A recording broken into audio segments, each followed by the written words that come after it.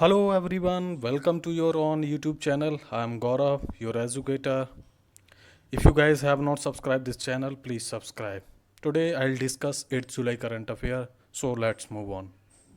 चलिए, आज का जो पहला क्वेश्चन है हमारा वो है क्वेश्चन नंबर 1। क्या कहता है, हाल ही में चर्चा में रही लोगों के घरों तक गैर कोविड आवश्यक स्वास्थ्य सेवाएं प्रदान करने वाली मोबाइल मेडिकल वैन धन्वंतरी रथ की शुरुआत किस नगर निगम के द्वारा की गई है। इसमें कई सारे क्वेश्चन शामिल हो गए। ठीक है, पहले तो ध्यान रखें धन्वंतरी क्या है, एक मोबाइल मेडिकल वैन है, ये भी क्वेश्चन बन सकता है।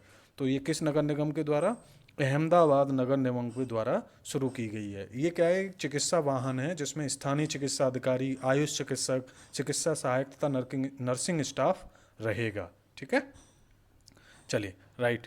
क्वेश्चन नंबर 2 हम देखते हैं। अधिक ऊंचाई एवं कम तापमान वाले क्षेत्रों के लिए निर्मित विंटर ग्रेड डीजल का निर्माण किसने किया है। विंटर ग्रेड डीजल ये किया है इंडियन ऑयल कॉरपोरेशन आईओसी के द्वारा किया गया है।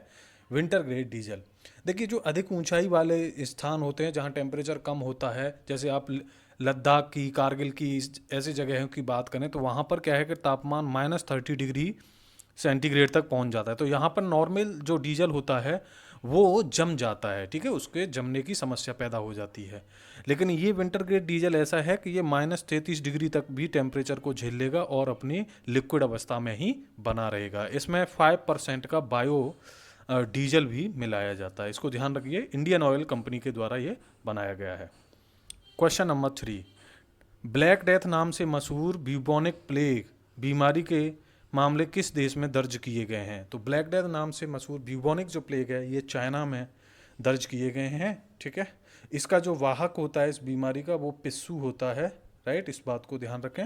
ब्यूबोनिक प्लेग, चाइना की कैपिटल क्या है, बीजिंग, राष्ट्रपति क्या है, सी जिनपिंग, करेंसी क्या है यहाँ की, युआन या रेनमिनबी।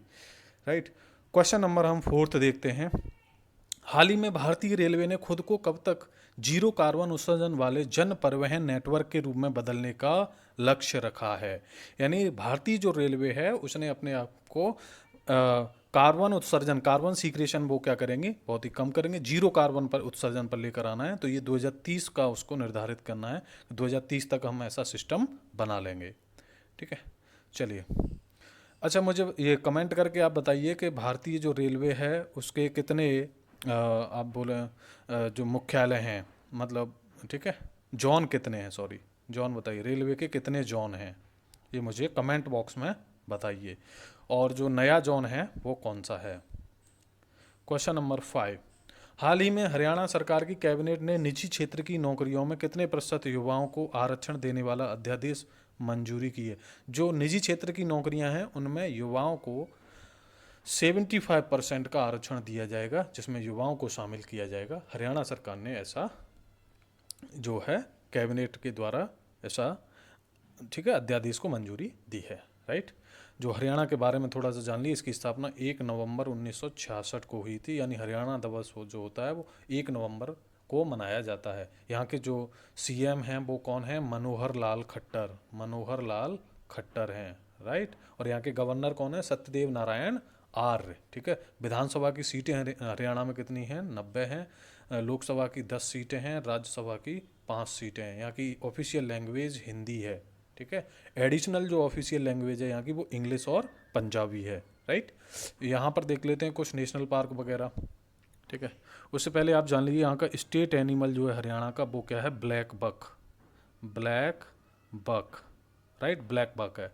यहाँ का स्टेट बर्ड है वो क्या है, ब्लैक फ्रैंकोलिन।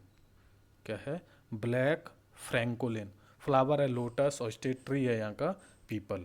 राइट, हरियाणा में जो नेशनल पार्क है, एक है कालेसर नेशनल पार्क, कलेसर या कालेसर नेशनल पार्क है। दूसरा है सुल्तानपुर, कई बार ये पूछा जा चुका है, सुल्तानपुर नेशनल पार्क है। राइट, ध्यान रखिएगा। क्वेश्चन नंबर 6, आत्मनिर्भर भारत ऐप इनोवेशन चैलेंज की शुरुआत किसके द्वारा, आत्मनिर्भर भारत ऐप इनोवेशन चैलेंज की शुरुआत किसके द्वारा की गई। तो ये नीति आयोग एवं इलेक्ट्रॉनिक एवं सूचना प्रौद्योगिकी मंत्रालय के द्वारा शुरू की गई है। आत्मनिर्भर भारत ऐप इनोवेशन चैलेंज में क्या होगा कि इसमें दो चरणों में होगी ये, ट्रैक 1 और ट्रैक 2 में। तो ट्रैक 1 में क्या है कि जो वर्तमान में जो ऐप हैं भारत के, उनमें यदि किसी सुधार की गुंजाइश है तो उनमें सुधार किया जाएगा, उनको एक मतलब ग्लोबल लेवल का जो है ऐप बनाया जाएगा, विश्व स्तर का ऐप बना दिया जाएगा। दूसरा क्या होगा कि जिसमें नए ऐपों को बनाया जाएगा, जो भारतीय कंपनियां हैं, स्टार्टअप हैं, उनको पहचान की जाएगी, जो उद्यमी हैं, ठीक है, और उन्हें नए विचार, इनोवेटिव आइडियाज़ लाने के लिए, उनका प्रोटोटाइप बनाने के लिए, ठीक है, और उनके जो एप्लीकेशंस है उसको आगे बढ़ाने के लिए प्रेरित किया जाएगा, ऐसा सरकार प्रेरित। तो आत्मनिर्भर मोबाइल ऐप में क्या है, जो मौजूदा ऐप हैं उनमें सुधार किया जाएगा तथा नए ऐपों का विकास किया जाएगा। नीति आयोग जो है, नीति आयोग की फुल फॉर्म आपको पता होनी चाहिए, national institute for transforming India. इसकी जो स्थापना हुई थी नीति आयोग की, वो 1 जनवरी 2015 को हुई थी, ठीक है। योजना आयोग की जगह पर रिप्लेस किया था इसने। इसके चेयरपर्सन कौन होते हैं, पीएम होते हैं। वाइस चेयरमैन या चेयरपर्सन की हम बात करें तो अभी कौन है, राजीव कुमार हैं, ठीक है। इसके सीईओ कौन हैं, अमिताभ कांत इसके जो हैं सीईओ हैं, राइट।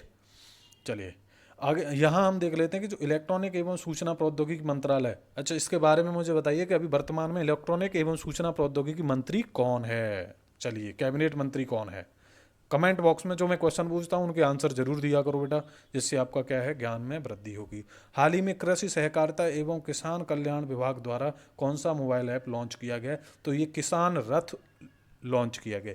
ये किसान रथ क्या है, ये मोबाइल ऐप है। तो ये क्या करेगा कि जो अभी आपका कोविड-19 जो बीमारी के तहत है, तो क्या है कि जो किसानों का माल है और जो व्यापारी होते हैं, तो माल को एक स्थान से दूसरे स्थान को ले जाने के लिए जो हमें कम्युनिकेशन की ज़रूरत पड़ती है, मतलब वाहनों की ज़रूरत पड़ती है, तो उसकी क्या है, ये सुविधा या ऐसे उपयुक्त परिवहन की सुविधाओं की पहचान करेगा। एक मंडी से दूसरी मंडी में ले जाना, एक स्थान से एक मंडी तथा दूसरी मंडी ले जाना है, तो वहाँ से वाहनों के लिए परिवहन सुविधाओं की पहचान कराएगा ये, ठीक है। किसान रथ है, ध्यान रखें। क्वेश्चन नंबर 8, हाल ही में चुनाव आयोग ने कितने वर्ष से अधिक की उम्र के लोगों को डाक मतपत्र द्वारा अपना मताधिकार उपयोग करने की अनुमति दी है, तो ये 65 वर्ष से अधिक के लोगों को, ठीक है। तो ये इसलिए क्योंकि इस उम्र के जो लोग हैं वो कोविड-19 से उनको ज़्यादा क्या होती है, मतलब नुकसान होने की संभावना रहती है, ये कोविड-19 की चपेट में आ सकते हैं, ठीक है। वल्नरेबल है कैटेगरी है ये कोविड-19 के प्रति, ठीक है। अभी प्रेजेंट में क्या था कि ऐसा नहीं है, जो 80 वर्ष से अधिक उम्र के लोग थे उनको ये सुविधा दी जाती थी, और जो विकलांग लोग होते थे उनको ये सुविधा दी जाती थी, ठीक है, डाक मतपत्र के द्वारा अपने मताधिकार का प्रयोग। लेकिन अब क्या कर दिया है, 65 वर्ष से अधिक की उम्र के जो लोग हैं वो इसका उपयोग कर सकेंगे, राइट। अभी ऐसा भी बोला जा रहा है कि जो हमारे प्रवासी मजदूर हैं, ठीक है, तो उनके लिए क्या है कि जैसे एक देश और एक मत का, इस तरीके का प्रावधान की बात की जा रही है, एक राष्ट्र एक मत, राइट। तो जैसे दूसरी जगह जाएं तो उन्हें वहाँ से उन्हें भी इस चीज़ का प्रयोग करने का अधिकार दिया जाए। अब जो एक स्टेट से प्रवासी मजदूर दूसरे स्टेट में जाता है तो वहाँ का वो वोटर तो होता नहीं है, और जिस टाइम पे वोटिंग होनी होती है तो वहाँ वो अपने गांव में, आप जिस जगह भी वोटिंग हो रही वहाँ प्रेजेंट नहीं हो सकता, तो वो अपना वोट नहीं डाल पाता है। तो ये सुविधा इनको भी दी जाए, ऐसी बात चल रही है, ठीक है। निर्वाचन आयोग के बारे में हम जान लेते हैं। हमारा जो निर्वाचन आयोग है इसकी स्थापना कब हुई थी, 25 जनवरी 1950 को, राइट। ध्यान रखें, हेडक्वार्टर कहाँ पर है इसका, न्यू दिल्ली में, ठीक है। वर्तमान में जो हमारे सीईओ चीफ इलेक्शन कमिश्नर हैं, मुख्य चुनाव आयुक्त हैं, वो कौन है, सुनील अरोड़ा, सुनील अरोड़ा, ठीक है। और दो चुनाव आयुक्त होते, एक मुख्य चुनाव आयुक्त होता है इसमें, और दो चुनाव आयुक्त, अशोक लावासा चुनाव आयुक्त हैं, अशोक लावासा हैं, दूसरे हैं सुशील चंद्रा, सुशील चंद्रा, ध्यान रखिए। पहले जो चुनाव आयुक्त थे, मुख्य चुनाव आयुक्त थे, वो कौन थे, सुकुमार सेन, कौन थे, पहले चुनाव आयुक्त, मुख्य चुनाव आयुक्त सुकुमार सेन, ध्यान रखिए। This is all about the चुनाव आयोग। क्वेश्चन नंबर 9, हाल ही में किस देश द्वारा प्रवासियों से संबंधित एक्सपैट कोटा बिल को मंजूरी दी है, तो ये कुवैत की जो सरकार है, कुवैत ने ये ऐसे समझिए प्रवासी बिल है ये, उसकी क्या है, मंजूरी दी है। जहाँ पर क्या है कि इसका सबसे ज़्यादा असर है वो भारत पर पड़ेगा, क्योंकि उन्होंने कहा है कि अब हम अपने यहाँ अपनी कुवैत की जो कुल जनसंख्या है उसका 15% से ज़्यादा भारतीय प्रवासी मजदूरों की संख्या नहीं कर सकते। अभी जो वर्तमान में लगभग 30% भारतीय प्रवासी मजदूर हैं कुवैत में, तो इसमें से लगभग आधे प्रवासी मजदूरों को वापस आना पड़ेगा, ठीक है। तो इसमें सबसे ज़्यादा प्रभाव हमारे इंडिया पर पड़ेगा। कुवैत की कैपिटल क्या है, कुवैत सिटी, राइट। यहाँ की करेंसी क्या है, दीनार है, ठीक है, ध्यान रखिएगा। चलिए क्वेश्चन नंबर 10। हाल ही में चर्चा में रहा तूफान एडवर्ड किस महासागर में उत्पन्न हुआ? तो ये अटलांटिक महासागर में उत्पन्न हुआ है एडवर्ड तूफान, ध्यान रखिए। चलिए नेक्स्ट हम देखते हैं क्वेश्चन नंबर, ये जो तूफान था वो कैसा था? उष्णकटिबंधीय तूफान, ध्यान रखिए, उष्णकटिबंधीय ट्रॉपिकल, ठीक है, तूफान था ये, इस बात को ध्यान रखें। चलो नेक्स्ट हम देखते हैं आगे क्वेश्चन, क्वेश्चन नंबर 11। कोरोना की दूसरी वैक्सीन जाय कोविड को किस कंपनी द्वारा बनाया गया है? अभी क्या है कि कोरोना की जो वैक्सीन बनाने का, इसके ह्यूमन ट्रायल की मंजूरी दे दी है, ठीक है, drug controller general of India ने। तो इस वैक्सीन को बना रहा है जायडस सैडिला, ठीक है, जायडस सैडिला या जायडस कैडिला, कुछ भी बोले। तो इसको क्या है कि ड्रग कंट्रोलर ऑफ इंडिया ने ह्यूमन ट्रायल की मंजूरी दे दी है। अच्छा मुझे बताइए पहली वैक्सीन कौन सी है जिसको ड्रग कंट्रोलर ऑफ इंडिया, ये दूसरी वैक्सीन है, पहली वैक्सीन कौन सी है उसका नाम मुझे कमेंट बॉक्स में जरूर बताइएगा, ठीक है, और कौन सी कंपनी उसे बना रही है। Question number 12। हाल ही में बलराम, मैं बता चुका हूँ सारे क्वेश्चन ये हो चुके हैं, इसलिए जो मैं क्वेश्चन वही पूछता हूँ जो मैंने कराए हैं, ठीक है। Question number 12। हाल ही में बलराम योजना किस राज्य ने शुरू की है? तो ये बलराम योजना है वो उड़ीसा सरकार ने शुरू की है। अच्छा बलराम योजना क्या है कि किसान जो हैं, किसानों को फसल ऋण योजना है ये, ठीक है, इस बात को ध्यान रखिएगा। अच्छा चला, यहाँ पर उड़ीसा के जो सीएम वर्तमान में कौन है? नवीन पटनायक हैं, ठीक है, पटनायक। यहाँ के गवर्नर कौन है? गणेशी लाल, ध्यान रखिए। ऑफिशियल लैंग्वेज यहाँ की उड़िया है, राइट। यहाँ पर देखिए इंपॉर्टेंट हम नेशनल पार्क देख लेते हैं उड़ीसा के, एग्जाम में पूछे जाते हैं। भीतरकणिका नेशनल पार्क है, सिमलीपाल नेशनल पार्क है यहाँ पर, ठीक है, सिमलीपाल वाइल्ड लाइफ सेंचुरी भी है, सुनबेद वाइल्ड लाइफ सेंचुरी है, ठीक है, ये ध्यान रखिए। Nandan Kanan wildlife sanctuary, Satkosia wildlife sanctuary भी यही है। चलिए नेक्स्ट हम देखते हैं क्वेश्चन नंबर 13। हाल ही में भारत की किस 13 वर्षीय छात्रा को मानवीय कार्यों के लिए 2020 के डायना पुरस्कार से सम्मानित किया गया या नवाजा गया? तो ये है फ्रेया ठकराल को, ध्यान रखिए, इनको फ्रेया ठकराल को डायना पुरस्कार से नवाजा गया है, ठीक है। नेक्स्ट हम देखते हैं क्वेश्चन नंबर 14। हाल ही में एमपी की सरकार द्वारा पर्यटकों को आकर्षित करने के लिए कौन सा अभियान लॉन्च किया है? तो ये किया है इंतजार आपका। ये एक सोशल आप समझते हैं सोशल साइट्स के थ्रू अभियान है, ऑनलाइन समझ लीजिए इसको, ऑनलाइन अभियान है एक तरह का। एमपी के सरकार ने ये लॉन्च किया है इंतजार आपका, ठीक है, पर्यटकों को आकर्षित करने के लिए। तो एमपी में के सीएम कौन है? शिवराज सिंह चौहान। यहाँ के जो गवर्नर अभी क्या है, यूपी की गवर्नर आनंदीबेन पटेल को यहाँ का अतिरिक्त प्रभार दे दिया गया। ऑफिशियल लैंग्वेज यहाँ की हिंदी है, ठीक है, ध्यान रखिएगा। एमपी में बांधवगढ़ नेशनल पार्क है, Bandhavgarh national park, fossil national park है, कान्हा नेशनल पार्क है, महादेव नेशनल पार्क है, पन्ना नेशनल पार्क है। कौन सा नेशनल पार्क है? पन्ना, पन्ना नेशनल पार्क, राइट। नेक्स्ट हम देखते हैं संजय नेशनल पार्क भी है, सतपुड़ा नेशनल पार्क है, दैट्स ऑल। नेक्स्ट हम देखते हैं क्वेश्चन नंबर 15। प्रत्येक वर्ष 6 जुलाई को कौन सा दिवस मनाया जाता है? तो ये मनाया जाता है विश्व जूनोसिस दिवस, वर्ल्ड जूनोसिस डे मनाया जाता है। जूनोसिस मतलब ये संक्रामक रोग होते हैं, ठीक है, जो जानवरों से मनुष्यों में फैल जाते हैं, ठीक है, इसलिए विश्व जूनोसिस दिवस मनाया जाता है। जैसे प्लेग हो गया, रेबीज हो गया, कोविड-19, ये क्या है, इसी कैटेगरी के रोग हैं। चलिए नेक्स्ट क्वेश्चन देखते हैं, क्वेश्चन नंबर 16।